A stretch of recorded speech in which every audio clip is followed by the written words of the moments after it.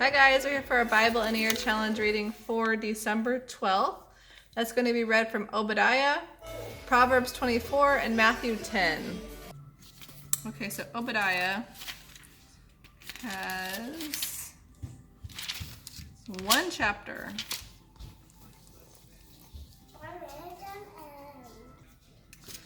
Okay, Obadiah.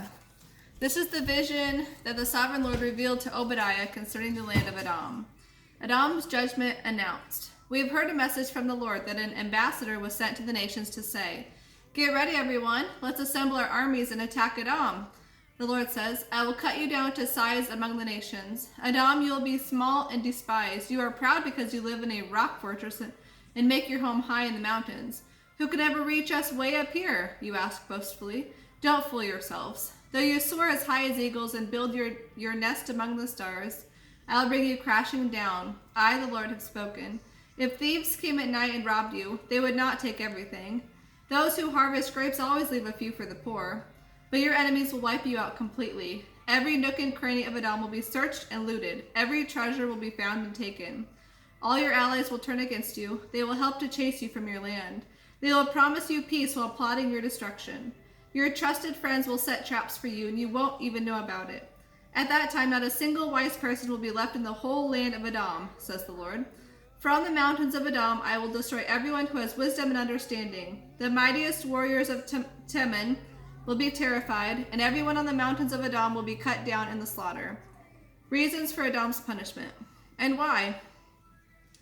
Because of the violence you did to your close relatives in Israel. Now you will be destroyed completely and filled with shame forever. For you deserted your relatives in Israel during their time of greatest need. You stood aloof, refusing to lift a finger to help when foreign invaders carried off their wealth and cast lots to divide up Jerusalem. You acted as though you were one of Israel's enemies. You shouldn't have done this. You shouldn't have gloated when they exiled their relatives to distant lands. You shouldn't have rejoiced because they were suffering such misfortune. You shouldn't have crowed over them as they suffered these disasters. You shouldn't have plundered the land of Israel when they were suffering such calamity. You shouldn't have gloated over the destruction of your relatives, looting their homes and making yourselves rich at their expense. You shouldn't have stood at the crossroads, killing those who tried to escape. You shouldn't have captured the survivors, handing them over to their enemies in that terrible time of trouble. Edom destroyed, Israel restored. The day is near when I, the Lord, will judge the godless nations. As you have done to Israel, so it will be done to you. All your evil deeds will fall back on your own heads. Just as you swallowed up my people on my holy mountain, so you and the surrounding nations will swallow the punishment I pour out on you. Yes, you nations will drink and stagger and disappear from history, as though you had never even existed. But Jerusalem will become a refuge for those who escape. It will be a holy place, and the people of Israel will come back to reclaim their inheritance. At that time, Israel will be a raging fire, and Edom a field of dry stubble. The fire will roar across the field, devouring everything, and leaving no survivors in Edom. I, the Lord, have spoken. Then my people living in the Negev will occupy the mountains of Edom. Those living in the foothills of Judah will possess the Philistine plains and take over the fields of Ephraim and Samaria. And the people of Benjamin will occupy the land of Gilead. The exiles of Israel will return to their land and occupy the Phoenician coast as far north as Zarephath. The captives from Jerusalem, exiled in the north, will return to their homeland and resettle the villages of the Negev. Deliverers will go up to Mount Zion in Jerusalem to rule over the mountains of Edom, and the Lord himself will be king.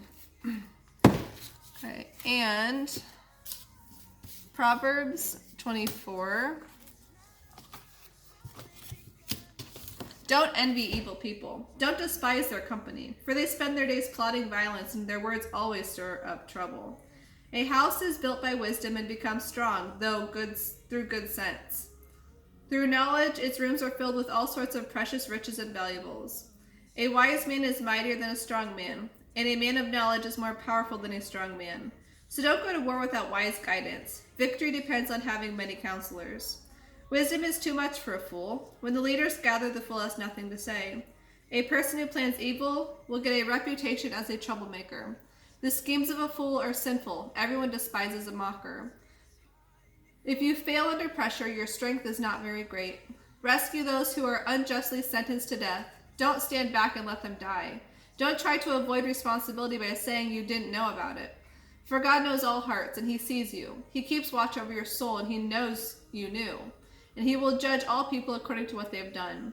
My child, eat honey, for it is good, and the honeycomb is sweet to the taste. In the same way, wisdom is sweet to your soul. If you find it, you will have a bright future, and your hopes will not be cut short. Do not lie in wait like an outlaw at the home of the godly, and don't raid the house where the godly live. They may trip 7 times, but each time they will rise again.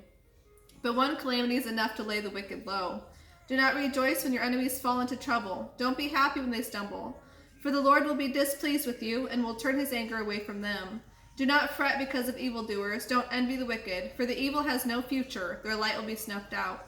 My child, fear the Lord and the king, and don't associate with rebels, for you will go down with them to sudden disaster. Who knows where the punishment from the Lord and the king will end? More sayings of the wise. Here are some further sayings of the wise. It is wrong to show favoritism when passing judgment. A judge who says to the wicked, "You are innocent," will be cursed by many people and denounced by the nations. But blessings are showered on those who convict the guilty. It is an honor to receive an honest reply. Develop your business first before building your house. Do not testify spitefully against innocent neighbors. Don't lie about them. And don't say, "Now I can pay them back for all their meanness to me. I'll get even." I walked by the field of a lazy person, the vineyard of one lacking sense. I saw that it was overgrown with thorns. It was covered with weeds, and its walls were broken down. Then as I looked and thought about it, I learned this lesson. A little extra sleep, a little more slumber, a little folding of the hands to rest, and poverty will pounce on you like a bandit. Scarcity will attack you like an armed robber. And Matthew chapter 10.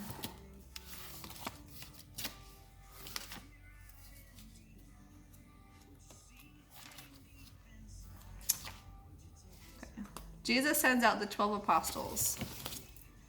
Jesus called his 12 disciples to him and gave them authority to cast out evil spirits and to heal every kind of disease and illness. Here are the names of the 12 apostles. First Simon, also called Peter, then Andrew, Peter's brother, James, son of Zebedee, John, James's brother, Philip, Bartholomew, Thomas, Matthew the tax collector, James, son of Alphaeus, Thaddeus, Simon the Zealot, Judas Iscariot, who later betrayed him. Jesus sent the 12 disciples out with these instructions. Don't go to the Gentiles or the Samaritans, but only to the people of Israel, God's lost sheep. Go and announce to them that the kingdom of heaven is near. Heal the sick, raise the dead, cure those with leprosy, and cast out demons. Give as freely as you have received. Don't take any money with you. Don't carry a traveler's bag with an extra coat and sandals or even a walking stick. Don't hesitate to accept hospitality, because those who do work deserve to be fed. Whenever you enter a city or village, search for a worthy man and stay in his home until you leave for the next town. When you are invited into someone's home, give it your blessing. If it turns out to be a worthy home, let your blessing stand. If it is not, take back the blessing. If a village doesn't welcome you or listen to you, shake off the dust of that place from your feet as you leave. I assure you, the wicked cities of Sodom and Gomorrah will be better off on the judgment day than that place will be. Look, I am sending you out as sheep among wolves. Be as weary as snakes and harmless as doves. But beware, for you will be handed over to the courts and beaten in the synagogues, and you must stand trial before governors and kings because you are my followers. This will be your opportunity to tell them about me, yes, to witness to the world. When you are arrested, don't worry about what to say in your defense, because you will be given the right words at the right time. For it won't be you doing the talking, it will be the Spirit of your Father speaking through you. Brother will betray brother to death, fathers will betray their own children, and children will rise against their parents and cause them to be killed. And everyone will hate you because of your allegiance to me. But those who endure to the end will be saved. When you are persecuted in one town, flee to the next. I assure you that I, the Son of Man, will return before you have reached all the towns of Israel. A student is not greater than the teacher. A servant is not greater than the master. The student shares the teacher's fate. The servant shares the master's fate. And since I, the master of the household, have been called the prince of demons, how much more will it happen to you, the members of the household? But don't be afraid of those who threaten you, for the time is coming when everything will be revealed, all that is secret will be made public. What I tell you now in the darkness, shout abroad when daybreak comes. What I whisper in your ears, shout from the housetops for all to hear. Don't be afraid of those who want to kill you. They can only kill your body, they cannot touch your soul. Fear only God, who can destroy both soul and body in hell.